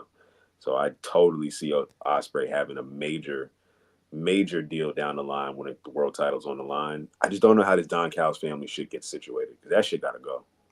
Yeah, they moved away from that for a bit, and I don't know if that has anything to do with the match that he's gonna have with Brian. Like, if that gets brought back up in some kind of way, like they have to resolve that at some point. That has to go. Because yeah, they have to resolve that shit at some point. Like, this promo was so fucking good, bro. Outstanding. Where he was like, yeah, he's talking to Shibata. He's like, the last time that we had a match, he beat the piss out of me, but the difference between 23-year-old me and 30-year-old me is now I got, 3 cats, I got 2 dogs, I have a wife, Kid. I have a kid, I got a mortgage, and most importantly, I have a point to prove. And Like, that's why you kidding me, dog? You need that type of, like, yo, I just want to have a conversation with you feel. That's what his shit be It's feeling. because it's legitimate. You know what I mean? It's real. It's legitimate. Like, there's 4 pillars to me for specifically American televised pro wrestling shows that makes these things like really, really good. I'm gonna borrow the 3 from Michael Sidgwick from Wrestle Culture, and then I'm gonna add my 4th. Okay. You need promos, you need matches, you need angles. That's his 3, and then my 4th is you need crowd connection that manifests itself in actual crowd noise. Will Ospreay generates all 3 of those. You already know what time it is. The given was his matches were going to hit. People were uncertain because they hadn't seen or heard a lot of Will Ospreay talk, whether he was going to translate really well on the microphone. That's true. I was cautious about it. Right now, name anybody anywhere in any promotion that's cutting better promos than Will Ospreay. It's pretty tough. Not organically, no. Bingo. No. Number 3 is the angles, and the way that manifests itself with one particular wrestler is you can put them in any kind of program, any kind of angle, and you believe what it is that they're trying to get across. Yes. I believe everything that Will Ospreay, right? So all 3 of those things mean nothing if the crowd is not connected and not reacting. They're chanting bruv. They're singing Ospreay when he's doing matches. There's holy shit chants. His music even just gets you in. 100%. He has everything going for him. There is no flaw in Will Ospreay's game right now. He does. And when you talk about what I was mentioning earlier about Mercedes and about Okada and about Ospreay and all 3 of them having to adjust in different ways, his one thing that I'm curious about now is wrestling different types of wrestlers and having different types of matches outside of the 100 mile an hour type of shit. What is the match with Wardlow going to look like? What's the match with Samoa Joe going to look like? Because exactly. I don't think he's going to be pulling some of this shit off with Samoa Joe. Yeah. People, especially some of the old, like I met him and Christian, where Christian clearly wrestles a much slower pace because it's, you know what I mean? So good. I think he's going to adjust. He's going to ground him. He's going to have Ospreay grounded to the point where he's like, damn, I ain't never wrestled like this. And I actually wrestled Chris Jericho. And this is not Chris Jericho. Exactly. It's Christian Cage, bro. Right. Christian Cage leaves his feet way less than Chris Jericho does, even at 50 whatever years old. You know what I mean? So seeing him in different situations as far as match, like style versus style, is going to be really interesting. And I think he's going to knock it out of the park anywhere because I think he can adjust. I agree. But he's killing it. Speaking of, got to the main event pretty much, right? Or we get through all the Dynamite? Yeah, we're good. Main event time. Easily one of my favorite I Quit matches of all time. I'll go ahead and say it. Off of violence, creativity, the penalty box fighting with the hockey jerseys, spike to the nuts, the emasculating with the handcuffs, like everything was just on point. The kick to the dicks, like it worked, man. That match sold me, yo. I thought Yep. they were gonna pull some bullshit where we led to Christian retaining with the phony track like Mick Foley and The Rock, but they gave it Right. to us straight up. They gave us a happy ending in Toronto. That was the red herring that AEW is always good for. It's like, yo, it's in Toronto. This is a big deal. We're gonna send you home happy. I So loved it. match worked for me. Yeah, I loved it. I think now that was definitely the blow off. Feud is For over. now. Yeah, for now. At some point they're gonna For come back now. together, and it's probably gonna be because they're gonna team up. Because now we enter the next chapter of how Christian is gonna deal with the patriarchy. Yeah, he has to deal with the patriarchy. He has to deal with not being a champion anymore. Adam Copeland has to deal with he's a technically a two-time champ. Two-time TNT You know what I champion. mean? So we have to see like Which is cool as shit to see because he hasn't had a belt since 2011 when he had to vacate the world title, bro. Like that's right, whether people want to joke about the age thing in AEW with the champions or not, it's still dope. which I thought was whack because it's fresh. At the end of the day, regardless of how old you are or young you are, fresh is fresh, and this is kind of fresh right now. Yeah, you could have put someone younger and fresher in there. Okay, I hear you. You bashers. But put Danny Garcia in this position, and I guarantee you it would not feel like this if he had took the title from Christian. It just would. They would have had to tell a completely different story, and the fact that these guys have such a deep history with one another, like I wanted to see if they were going to go in this direction immediately from Adam Copeland's debut to him interacting with Christian, like off rip. You got to tell that story correctly, and they did. I just want to see them going different. Exactly. So I think it's natural for Where do they go Copeland next? because he was already doing that Cope Open, so I think he's going to do that for a little bit. I could see him in an interesting little back and forth with the Callis family. You know what I mean? Like him and Powerhouse Hobbs for a match. I could see him and Fletcher for a match. The interesting thing for me is he's going to interact with Daniel Garcia because Danny Garcia beat him to have his shot. I think he'll be next up. I think Copeland might just give him a title shot out of good faith. But that I want to see that, but I want to see like a little more. I want to see Daniel Garcia like make his case a little bit more in some kind of way instead of like, I don't want that to be. I helped you. Yeah, I don't want that to be Copeland's first like look as a new champ because I think that could be a nice pay-per-view match, and I don't think this is a long reign either. Really? Nah. I think this is going to be a little minute, like a good 100 and something days at least. Yeah, I could. Yeah, a good 2-3 month. You can't give this guy a 2-time now TNT championship and you're just gonna play hot potato because he doesn't want to have a belt. It's like, yo, dog, you ain't had a belt in almost over a decade, 14 years. Like, rock out for a little bit. There's fucking 18 belts in AEW. It's okay if you're the TNT champion because you already have an open challenge going on. So now you can just keep doing open challenges and run it up. I just want to see fresh matches with Copeland. That's it. He came to AEW for fresh matches. Pack this Christian shit up now, and let's get to Copeland, Samoa Joe. Let's get to Copeland, Swerve. Let's get to Copeland, Jay White, man. I'm with that shit too, son. I'm with that too. Yo, I think the two names as far as the best candidates to beat Copeland is Garcia Or and Jay White. Yeah, I think Jay White would be nice. He needs that resurgence, man, because it's Acclaim shit, ain't it, kid? Yeah, but like they're cleaning that up. They'll get rid of that shit. I think they could do like a Freebird rules, but instead of with 3 people, with 4, because at some point Juice Robinson comes back and Jay White can hand that 3rd title to Juice Robinson and he run with the guns while Jay White does his single shit. Yeah, whatever. You know what I mean? Whatever works. Yeah. But listen, Juice Robinson and the guns are fucking money, bro. So they get the Acclaimed out of here. Billy Gunn can ride off into the sunset.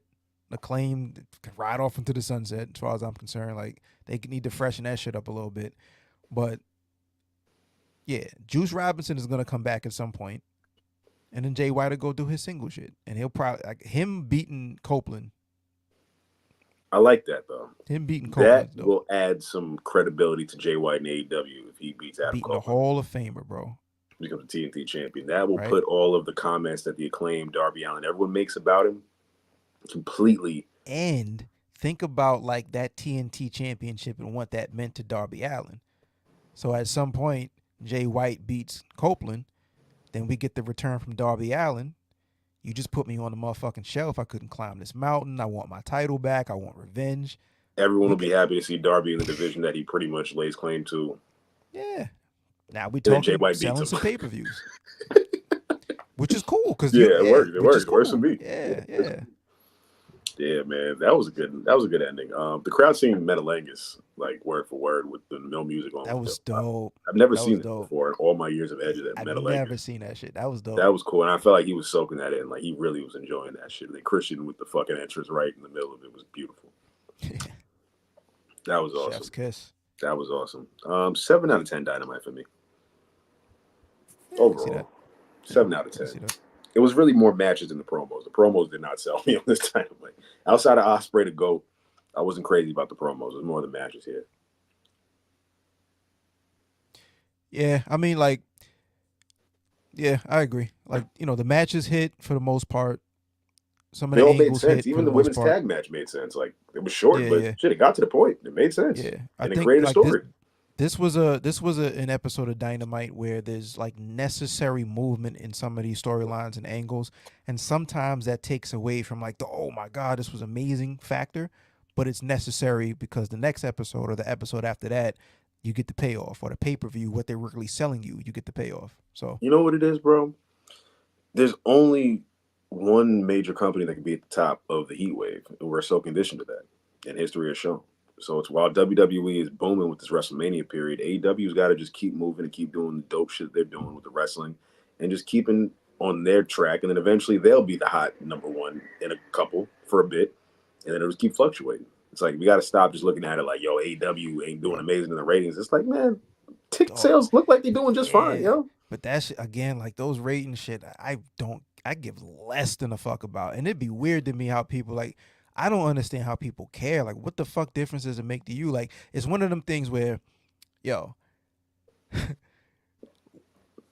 what's your favorite album, and then how much did it sell? The fuck difference does it make what it sold if you really fuck with the music, dog? Like, it is really cool to have a get rich or die trying moment where every car that's driving by in the hood is playing the same shit, the same album, right? So that shit is cool because it's part of the conversation. But there's also the times where there's homies of mine, we talk about a fucking record that I know I can call somebody else and they might not even know who the artist is. But we over here geeking off of this shit. Like, this is fire. So sometimes it's like I don't understand what, Currency is never going to go platinum. Featured on a Grammy Award winning Featured, album. right? One, yeah, of course. But there's not going to be a fucking multi-platinum diamond Currency, like selling Currency album. I'm playing that shit every day, though, because it's fire. Hood star. So it's one of them shits where it's like, what are your eyes telling you? What are your ears telling you? Versus what are you trying to get off of fucking Twitter because you got to get your shit off kind of shit. Like, people be just trying to get their shit off. It's weird to me. Like, picking sides and none of these, you can't call any of these niggas. AEW is doing just fine right now, staying afloat and staying hot with the back-to-back banger matches. The least they can do is keep having banger matches. Storylines might not make us most important is just excited. Always, do what the fuck is actually dope versus trying to chase what you think is going to get you to be more popular. Even next week's card, Swerve and Takeshita going to be a banger. They're loading that up. Ospreay and Shibata. Come on, man. Exactly. Just keep doing the dope. Keep doing the dope shit. Yo, just keep making the viral moments. Like, people are going to be talking about these matches online. I guarantee those two matches will have more reach online than anything on Raw in all 3 hours will have in highlights, in clips. Outside of a Cody Rhodes promo or a Rock promo or possibly a Seth Rollins promo, Drew McIntyre maybe, that's it. And as we move on to WWE Raw / SmackDown, that's basically all we're going to be getting is Rinse Cycle Repeat. We ain't going to spend too much topic on the WWE side of things because we got 2 long weeks to WrestleMania. It's rough. I got an interesting question, right? There's 5 people that are in the world title picture or circle right now. You have to throw The Rock in there because of the influence that he's going to have over the match. based on what happens in the tag team match the night before on night one. Seth is the world heavyweight champ. He has his program with Drew McIntyre. Then of course Roman and Cody, and then The Rock is just in the middle of whatever. Who out of the five of them over the last month or so has come out looking the best, in your opinion, and who has come out looking the worst, in your opinion? Drew the best. Yes. Definitely the best. Because nobody saw us coming. We thought he was out of here. We thought he was going to be all elite. So it's like, hey, man. Exactly. I guess you're staying after all. You know what I mean? Exactly. So Drew came out looking the best, and the worst would probably have to be Seth by default of names. Actually, maybe even Roman. Roman might have looked the worst because he hasn't really said anything other than acknowledge me. Right. I can't remember anything Roman Reigns has said in the last 2024 that was like, oh, that made sense. It was like, pretty much just been coasting. And let everybody else talk for you. Yeah, I was actually going to say Roman because like Seth would be like the immediate thought, but I'm like at least in a couple of segments, like even with the segment the last segment they had with The Rock on SmackDown, he spoke up. He fought back a little bit. He got his shit off a little bit. Roman just always looks like The Rock's son. He's just like, what am I doing here? He's like, I'm in the wrong place right now. Like, wow, I feel like a little man in this ring. A guy that's been the champ for 4 years just feels looks minute. Like word. Which, if that was on purpose and storyline, would be really, really dope. Because you have the high chief coming here to son the tribal chief. I like that. It's not storyline.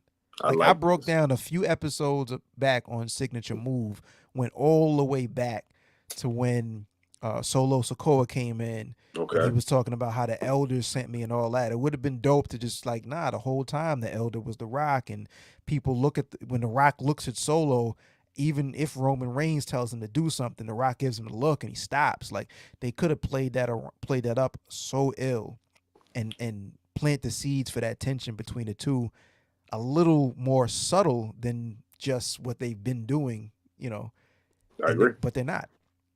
So this just makes like Roman just look like he's an afterthought, right? There's more heat behind Seth versus The Rock. There's more heat behind Cody versus The Rock.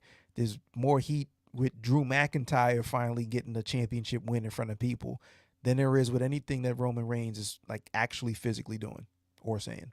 He ain't saying shit. The Rock concert was dope as shit, though. That's what I'm saying. Like he wasn't even on the show. I saw a stat that Rock has already been on more SmackDowns than Roman Reigns this year. Believable.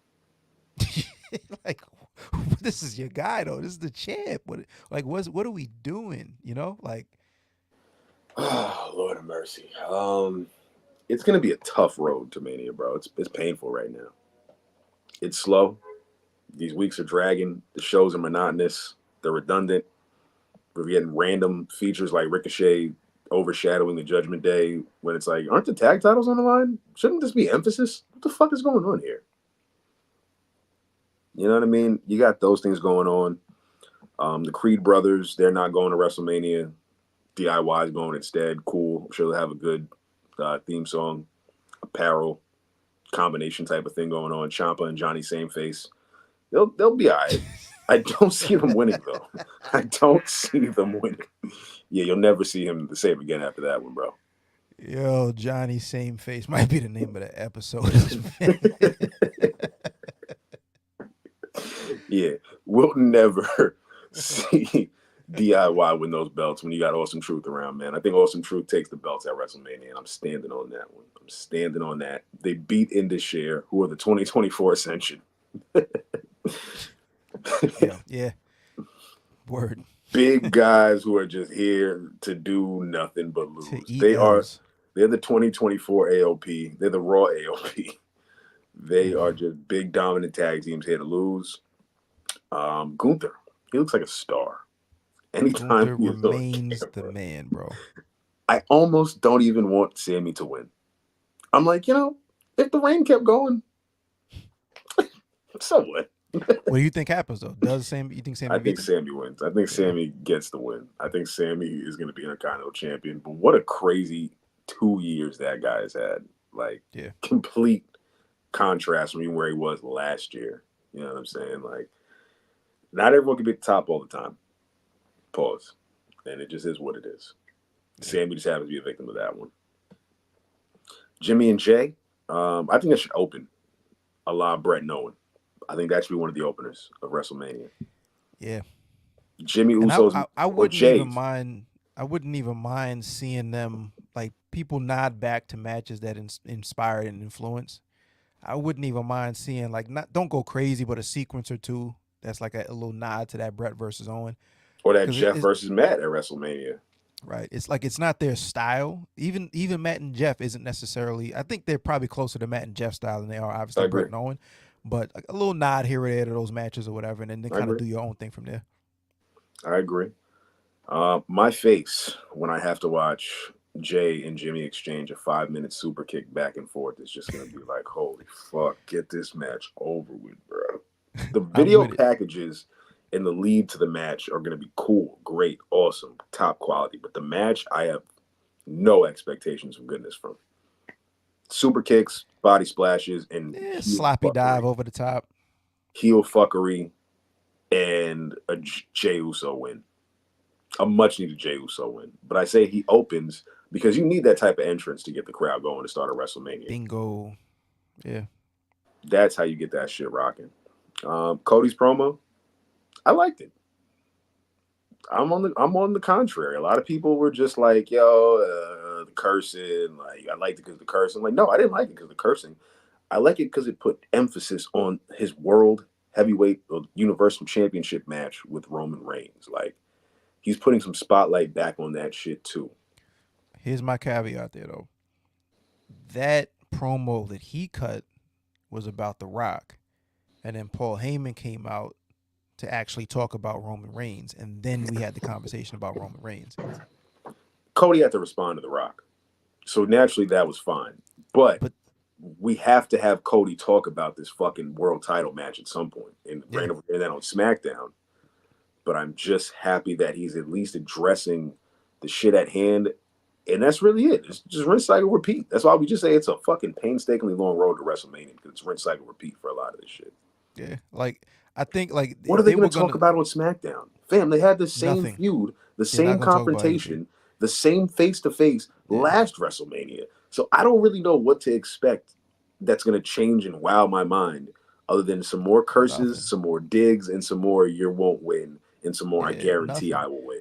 What would be dope is if they're about some action way more than they are about some talking. Have the bloodline jump, like, if you're gonna go WWE, go full WWE and just get ridiculous with the backstage attacks. Like, let me get something real where you have to like hire the police to protect Cody Rhodes from the bloodline because like Roman Reigns feels threatened for whatever reason. You know what I mean? Right. I want to make sure that if you make it out of that tag team match with a victory, that you're in no shape to compete once we make it to night 2. Correct. You know what I mean?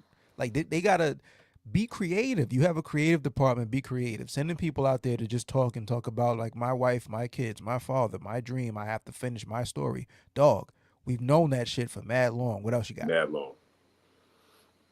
Nia Jax, Becky Lynch, last woman standing match. It's cool. It was good. Served its purpose. You know, Nia didn't beat up Becky Lynch to the point where she wasn't going to be able to work her match at WrestleMania, which is what people were joking about. But I don't know, man. I'm just not really crazy about this match anyways. I just don't really want Becky to win. I'm not here on the Becky train. I'm just more like Rhea looks more dominant. We just want Becky to win because she won the Rumble. It's like, nah, I really don't. Yeah. I think like the thing missing a bit from Rhea's reign has been like big signature matches and signature wins. It's like she had the big one in Australia versus Nia Jax, but that was really more because of the location than it was about the match. You can't remember a Rhea Ripley match that mattered or a defense that mattered. Exactly. So this would be a really great time to like stamp her if she beats the man, so to speak, at WrestleMania. That's a big ass win for her. I think everybody's expecting her to drop the title, so that would be a really, really good win. No way. I think if both titles are on, since both titles are on the line, I don't see both of them switching, yo. I see the surprise being Rhea retains and Bailey wins. Because EO ain't really did shit with that belt either. We can't name Yeah, a fucking match with EO for it's that title that mattered either. yeah. So I think I said either it might have been last week. I was like, looking at the championships, I think Rhea probably has the highest probability of retaining. yes, Like Rome, she has a better chance of retaining her title than Roman does. I agree. I agree. I mean, so we'll see, we'll see. Like I think, Living in Nia, where drop they out. go from where Liv and Nia go from here, it's Yeah, beyond me. Maybe they'll just have a singles match to pay per view. They'll have a throwaway match on Raw to lead up. But I think they should have been on the pay per view, or they should be featured in this match. At least a 4-way. I was here for a 4-way, yo. I was here for them being involved somehow. Because then we can prolong Becky and Rhea. yeah. But I think like if Rhea's gonna retain, having that signature win at Mania is dope, It and then is. we It is good. run the 4-way after. It is good, and that's Yeah, what will most likely be the case. So I yeah, ain't mad at it. 6 out of 10 Raw for me. Same old, same old. Not an enticing yeah. SmackDown either, outside of the hour-long Rock promo. Like you might as well just have Rock have a whole hour to himself, Yeah. And that's it, man. That's Yeah. fucking it. We got a nice weekend coming up. Like Collision is always gonna be for the heads, for the fuck, for Collision, the at this point, collision is for the AEW just caters to their fans, man. You know the vibe. yeah. They just catering to that. Is there a card yet for No, of Collision? course not. It's just tune in All announcements are coming. No, you know what? There's no show this weekend. March There's no Madness. Collision this weekend. It's March Madness. So March when you're Madness. seeing Rampage and then right back to Dynamite. Yes, So, yes, word. yes. You're right. Yeah. So we're gonna get a lot of bullshit next week. Or it's either gonna be some bullshit, or it's gonna be yo, bro, save that for the pay per view. Like Yo, you want to I either know or. we're getting a bad Swerve promo. We're getting a Roddy Strong fucking. We're getting something with the United Kingdom that takes this shit to the next level. I guarantee you, next week's Wardlow segment on Dynamite is going to be absolutely talked about across wrestling Twitter. Yo, I think next week we get back to a match opening up Dynamite. We did 2 weeks of promos. I'm here for That's that. not what they do. You know what I'm I mean? here for that. I think out of the 2 matches with Takeshita and Swerve or Ospreay and Shibata, yeah, one of those bad boys is opening up Dynamite, and the other one might even main event. Which I could see it being Swerve opening and then Ospreay main eventing, which is telling. I know we had an outro question. We spoke about it. We even spoke about it in the pod, so it ain't really a question anymore. All right, so I have an outro question. Shoot. Do we have a Mercedes match on TV before AEW Dynasty? No, I don't think so. Her first match is on the pay-per-view. Absolutely. First match on the pay-per-view. Who it's against, I can't call it. That I still got to see more development the next week or two. I can't predict it with Mercedes at Dynasty. It just looks too tough right now because of how crowded, which is a good problem that the women's division seems to be going. We know she ain't in the world title picture, but that TBS title picture is a little cloudy right now. We could go Willow Statler or Julia. We could go Mercedes not even having a match and just being on deck. We could do that too. Yeah. You know what I'm saying? We haven't seen her wrestle yet. She still might be recovering, and this is just, Yeah. I agree. I do think they save her first match for the pay-per-view just because like that's an extra 10,000, 20,000 buys. You know what I mean? Like, so it's I just think who it's business wise, yeah, it's tough to say who. Question. It's tough to say who. But yeah, I agree. First match, Dynasty. First match of Dynasty. Hell yeah. That's it, y'all. 80 of those things, man. 8-0. 8-0. Man. Thank y'all for tuning in, subscribing, liking, telling a friend, tell a friend. It's the RSC, the Almighty. We will be at WrestleMania in Philly. So fuck with us. You know what I'm saying? We're going to be out there handing out cups, merchandise, flyers, everything. We're going to be on deck branded. Y'all going to see us. Belt's going to be on deck as well. You know what I mean? Fourth rope event, Wale Mania. We in the field, man. We're going to see y'all there. Word up. Peace to Keeks, peace to Scotland, everybody over at that Black God Wrestling and all that. Peace to Ron, peace to Bug, and we'll catch y'all. We catch y'all. Peace.